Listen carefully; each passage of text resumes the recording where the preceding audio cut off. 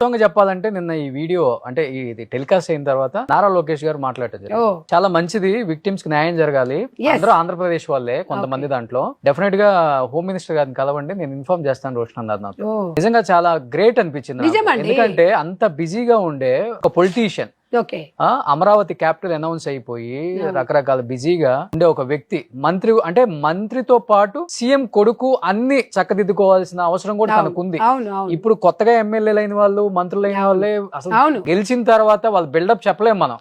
అసలు తెగ బిజీగా ఉన్నామని మెసేజ్ పెడతారు. మనం ఒక కాల్ చేస్తే సాయంత్రానికి లిఫ్ట్ చేస్తారు. వాళ్ళని అసలు వాళ్ళ హడావుడి, వాళ్ళ బిల్డప్ చాలా చూసాం మనం. కానీ లోకేష్ గారు హ్యాట్సప్ అండి ఆయనకి. ఆ చూసిన 6 నిమిషాలలో నాకు మెసేజ్ చేశారండి.